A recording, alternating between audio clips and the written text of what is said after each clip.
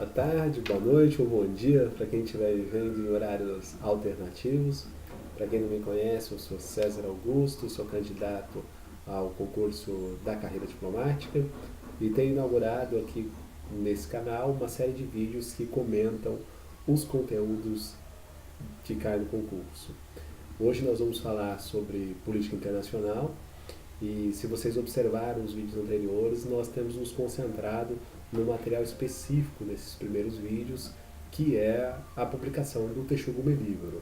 Para quem não sabe, tradicionalmente os candidatos aprovados no CACD publicam as melhores e as piores respostas e acaba nos oferecendo num gesto de imensa generosidade e de gratidão também, como alguns deles comentam, oferecendo aos candidatos o subsídio para que nós possamos conhecer melhor as bancas examinadoras das provas, que certamente corrigirão a minha prova e a sua prova também. Política Internacional hoje vai falar, claro, da prova de 2016. Como vocês sabem, esse formato de alguns anos para cá tem contemplado duas questões de política internacional. Esse ano de 2006, na minha opinião, foram questões clássicas. Uma versou sobre a cláusula democrática do Mercosul e a outra versou sobre o regionalismo aberto.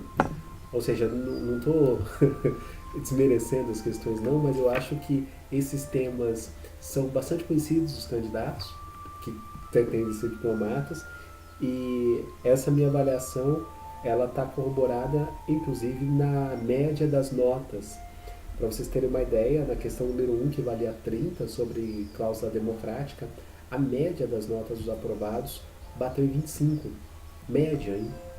Então, isso sinaliza que os candidatos aprovados tinham conhecimento sólido sobre a questão.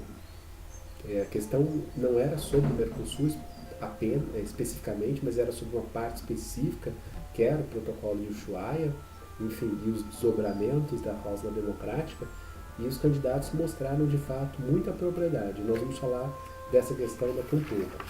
A segunda questão, para corroborar a tese de que são questões clássicas para os candidatos, deixa eu ver a média aqui da pontuação.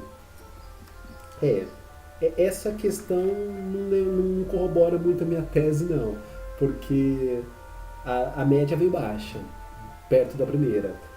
Valia 20 pontos e a média está em 12,2. Embora as melhores notas chegaram perto dos 20. Mas a média é um pouco menor, embora na minha avaliação foi um tema clássico. A questão que pode ter diminuído a nota, aqui nós vamos falar sobre isso, eu acho que é um pouco sobre o roteiro que o comando dá. O comando dá um roteiro muito específico. E é possível que as pessoas não tenham se atido a esse roteiro.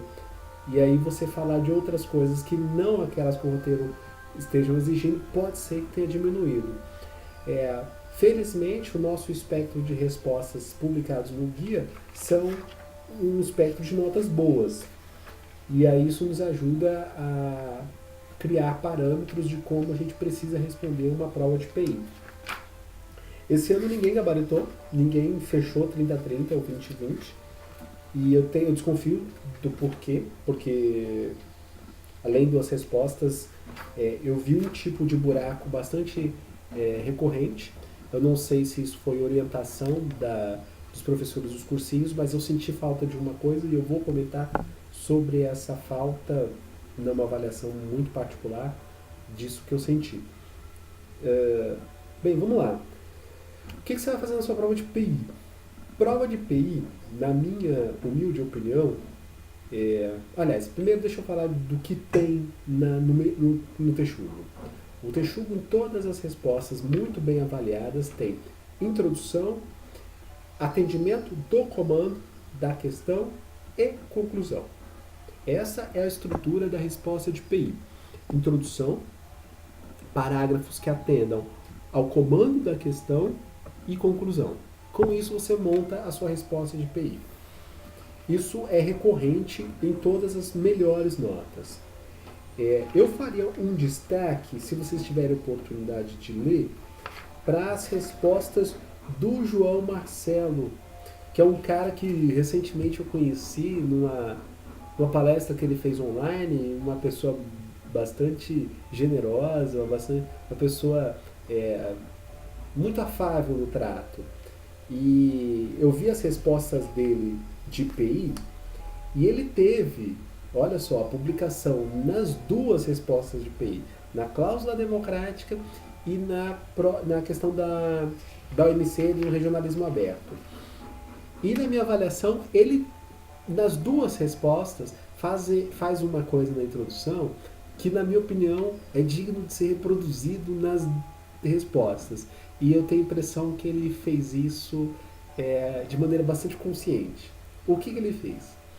Reparem na resposta do João, nas duas respostas que estão no guia, vocês podem ter acesso a elas.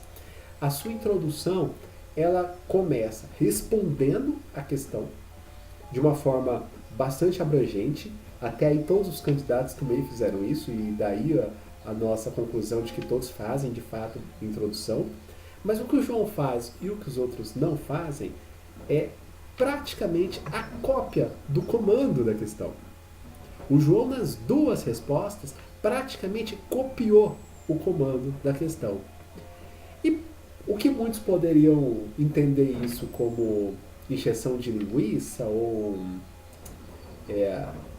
enfim, falta de criatividade, eu particularmente tendo a entender exatamente o contrário. O João foi muito feliz em fazer essa cópia na sua introdução, por duas razões. A primeira delas é que isso se chama introdução. Introdução à resposta no sentido de que ele diz, olha, entendi o comando. Entendi o comando e é sobre isso que eu vou falar. Então, quando você explicita o comando, você avisa a banca, por um lado, que você entendeu o comando e é essa a resposta que você vai dar, como você se policia. E aí eu acho que esse é o ponto do gato. Você se policia para desenvolver os próximos textos, os próximos parágrafos, conforme o comando que você deu. Ou seja, a introdução, quando em algum momento reproduz o comando, orienta os seus próximos parágrafos. E aí é meio caminho andado para você não fugir da resposta que a banca de fato espera. Em relação à cláusula democrática do Mercosul e também em relação ao regionalismo aberto, o candidato bem preparado poderia falar de muitas coisas, mas muitas coisas mesmo. O desafio aqui é você comprimir no comando. E nesse sentido eu acho que o João foi particularmente feliz. Uma última observação importante é no sentido do que eu senti falta nas respostas e particularmente eu devo adotar na minha resposta e eu acho que isso vai aumentar a nota. É uma prova de política internacional para a carreira de diplomata. São duas informações muito relevantes. Primeiro, o fato de ser uma prova de política internacional, ela é uma prova sobre política, sobre posição. Ainda que a posição seja uma posição de imparcialidade. O fato de ser uma posição imparcial não significa que seja uma posição neutra. Aliás, eu sugiro fortemente que você faça essa distinção entre o que é imparcial e o que vem a ser neutro. Isso ajuda muito a pensar a política internacional. Posso, inclusive, se você comentar aqui embaixo depois, fazer essa discussão com você num vídeo extra. Uma segunda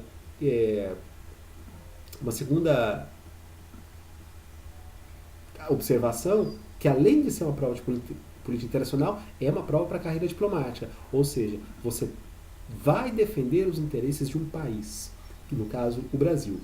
Nesse sentido, eu acho que o parágrafo final ele precisa remeter às oportunidades ou até mesmo à posição oficial do país o qual você defende. Por que eu acho que você precisa fazer uma referência da posição oficial do Brasil ou fazer uma referência às oportunidades criativas para a defesa da diplomacia brasileira? Porque eu acho que isso te mostra sintonizado com os interesses do país e te mostra atento, no caso da prova de PI, à agenda atual da política internacional. Aliás, se me permite uma dica final, não vá para essa prova sem estar atento à agenda da semana, do mês, dos 2 últimos meses que esteja acontecendo na política internacional. Eu acho que a prova traz um pouco dos últimos acontecimentos, sem perder, claro, o horizonte histórico, o breve histórico recente. Então você vai fazer sim uma introdução, vai desenvolver os parágrafos conforme o comando da questão e vai fazer uma conclusão. Considere a oportunidade de colocar um breve histórico e considere a oportunidade de colocar também a posição oficial do Brasil.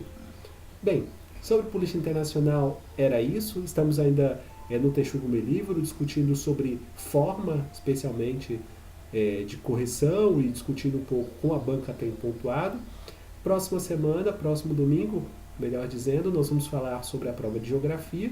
E assim que nós acabarmos o Texugo Me Livro, nós vamos entrar no conteúdo propriamente dito e vamos poder conversar sobre o que a banca melhor pontua ou melhor avalia nas nossas provas. É isso, até o próximo domingo.